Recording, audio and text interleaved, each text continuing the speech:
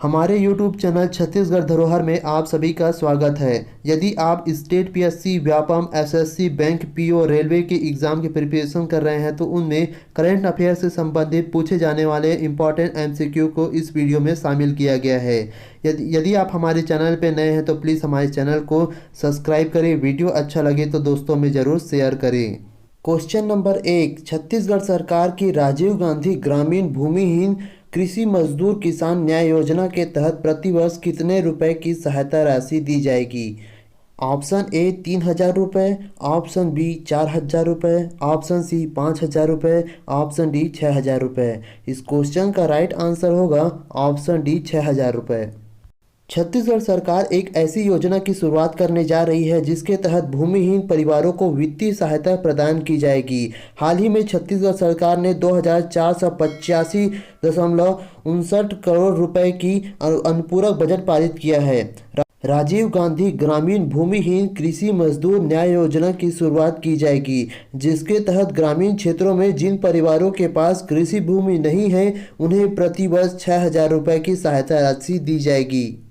Question number 2, अंतर्राष्ट्रीय बाघ दिवस प्रतिवर्ष 29 जुलाई को मनाया जाता है, जिसकी शुरुआत सेंट पीटर्सबर्ग में कब की गई थी? ऑप्शन ए वर्ष 2004 में, ऑप्शन बी वर्ष 2006 में, ऑप्शन सी वर्ष 2008 में, ऑप्शन डी वर्ष 2010 में। इस क्वेश्चन का राइट आंसर होगा ऑप्शन डी वर्ष 2010 में।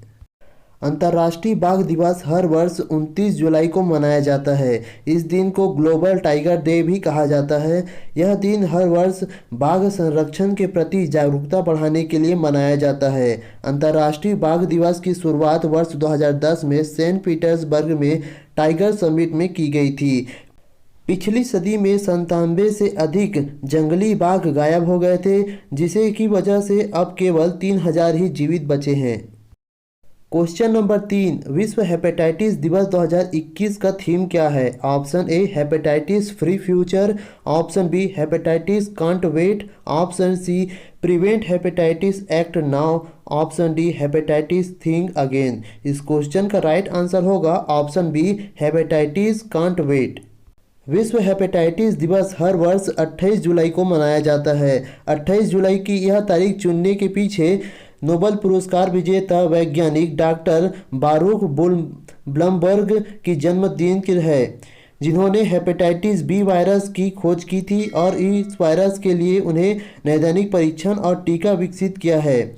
वर्ष 2021 के विषय वस्तु हेपेटाइटिस कांट वेट है। हेपेटाइटिस यकृत की एक सूजन होती है जो हेपेटाइटिस कैंसर का कारण बन सकता है। क्वेश्चन नंबर 4, निम्नलिखित में से किस राज्य में ओलंपिक पदक विजेता मीराबाई चानू को अतिरिक्त पुलिस अधीक्षक नियुक्त किया है? Option A Meghalaya, option B Mizoram, option C Manipur, option D Nagaland. इस क्वेश्चन का राइट आंसर होगा ऑप्शन सी मणिपुर। मणिपुर सरकार ने ओलंपिक रजत पदक विजेता सैखोम मीराबाई चानू को पुलिस विभाग के अतिरिक्त पुलिस अधीक्षक नियुक्त करने का निर्णय लिया है। उन्हें सरकार के द्वारा पूर्व घोषित 1 करोड़ रुपए का इनाम भी दिया जाएगा। ओलंपियन जुडोको लिम्बर्ग सुशीला देवी को कांस्टेबल के पद से सीधा सब इंस्पेक्टर के पद में पदोन्नत किया।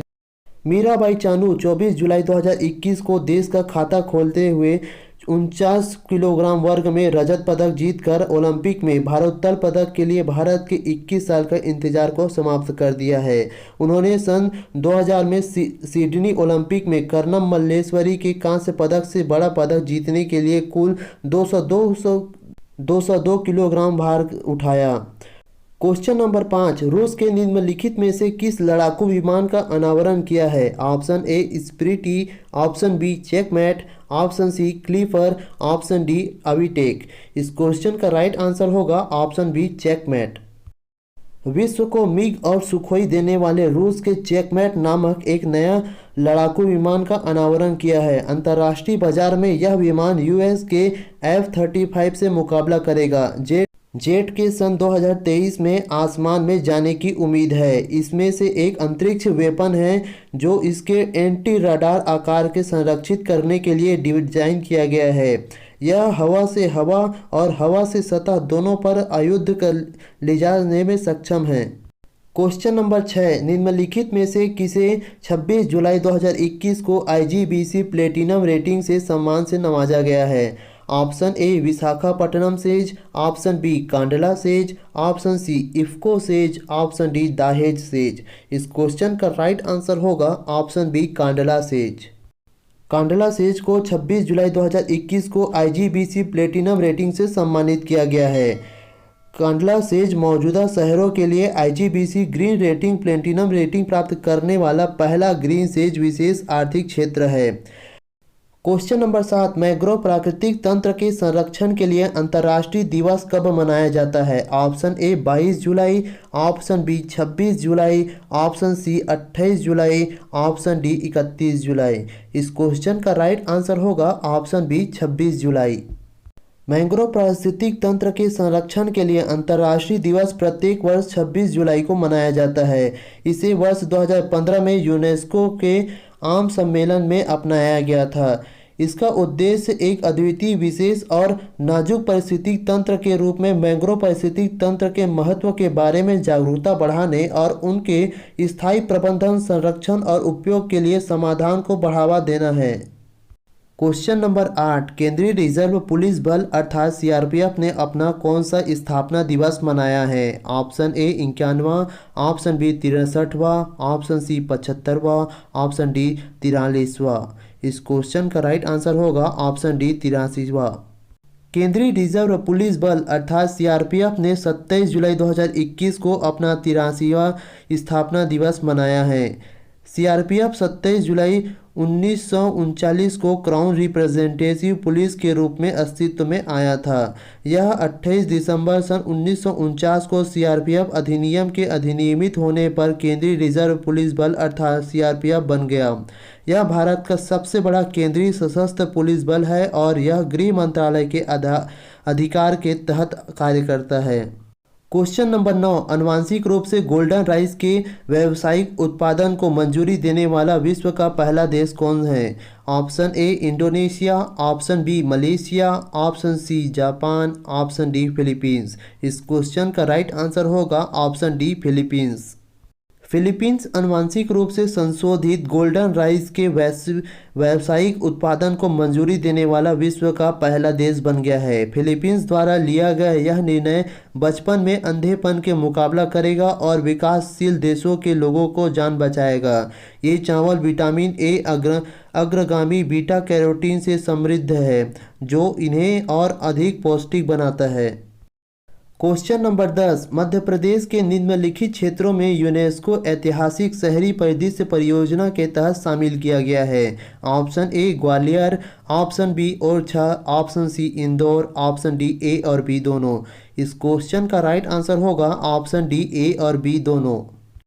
मध्य प्रदेश के ग्वालियर और ओरछा शहरों को यूनेस्को द्वारा ऐतिहासिक शहरी परिदृश्य परियोजना के तहत चुना गया है। यह परियोजना वर्ष 2011 में सांस्कृतिक और विरासत को संरक्षित रखते हुए तेजी से बढ़ने वाले ऐतिहासिक शहरों के समावेशी और सुनियोजित विकास के लिए शुरू की गई थी। भारत के अजमेर और वाराणसी सहित दक्षिण एशिया के 6 शहर पहले से ही इस परियोजना में शामिल है।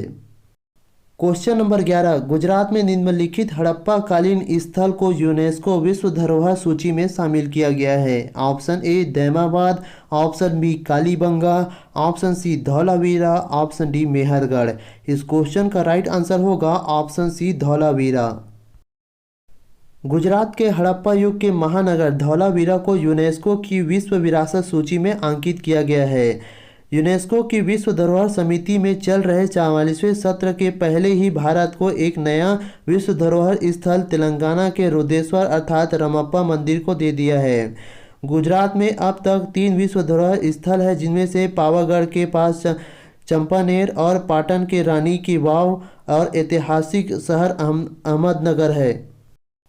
क्वेश्चन नंबर 12, ब्रिस्बेन को औपचारिक रूप से किस वर्ष का ओलंपिक खेल का आयोजन करने का अधिकार मिल गया है? ऑप्शन ए वर्ष 2028, ऑप्शन बी वर्ष 2030, ऑप्शन सी वर्ष 2032, ऑप्शन डी वर्ष 2034। इस क्वेश्चन का राइट आंसर होगा ऑप्शन सी वर्ष 2032। ब्रिस्बेन को औपचारिक रूप से वर्ष 2032 ओलंपिक खेलों की मेजबानी करने का अधिकार मिल गया है। ओलंपिक खेलों का आयोजन तैयारी तीसरी बार ऑस्ट्रेलिया में होगा। इससे पहले मेलबर्न में सन 1956 और सिडनी में वर्ष 2000 में खेला गए खेलों की मेजबानी की गई थी। पेरिस वर्ष 2024 में इस खेल का आयोजन का मेजबानी करेगा और लॉस एंजल्स वर्ष 2028 में इस टूर्नामेंट की मेजबानी करेगा। क्वेश्चन नंबर 13, कर्नाटक के 23वें मुख्यमंत्री के रूप में किसने शपथ ली है? Option A Basavaraj Bommai, option B Vajubhai Vala, option C Laxman Sangappa, option D Govinda Kathappa. इस क्वेश्चन का राइट आंसर होगा ऑप्शन ए बासवराज बोम्मई। बासवराज बोम्मई कर्नाटक के 23वें मुख्यमंत्री के रूप में शपथ लिए हैं। राज्यपाल थावरचंद गहलोत ने उनके पद की एवं गोपनीयता की शपथ दिलाई है। भारतीय जनता पार्टी अर्थात भाजपा के विधायक दल के उन्होंने BS येदियुरप्पा को उत्तराधिकारी के रूप में चुना गया है, जिन्होंने 26 जुलाई 2021 को अपने शीर्ष पद से इस्तीफा दे दिया था। बासाराव बोम्मई BS येदियुरप्पा सरकार के गृह मंत्री थे। क्वेश्चन नंबर 14, अंतर्राष्ट्रीय मुद्रा कोष अर्थात IMF ने वित्त वर्ष 2021-22 के लिए विकास दर को 12.5 से घटाकर कितने प्रतिशत कर दिया है? Option A 7.5%, option B 8.5%, option C 9.5%, option D 10.5%। इस क्वेश्चन का राइट आंसर होगा ऑप्शन सी 9.5%। अंतर्राष्ट्रीय मुद्रा कोष अर्थात IMF ने वित्तीय वर्ष 2021-22 के लिए भारत के विकास दर के अनुमान को 12.5% से घटाकर अब 9.5% कर दिया है। चालू वित्तीय वर्ष के लिए भारत ने IMF द्वारा किए गए विकास अनुमानों में से सबसे बड़ी गिरावट देखी गई है। हालांकि अगले वित्तीय वर्ष 2022-23 के लिए IMF ने भारत के लिए आर्थिक विकास दर को 6.9% से बढ़ाकर 8.5% कर दिया है, जो इसके लिए अप्रैल 2021 के अनुमान से 1.6% अधिक है। इस वीडियो के PDF प्राप्त करने के लिए हमारे टेलीग्राम व फेसबुक पेज से भी जुड़ सकते हैं, जिसका लिंक हमारे वीडियो के डिस्क्रिप्शन बॉक्स में दे दिया गया है। आप वहां जाकर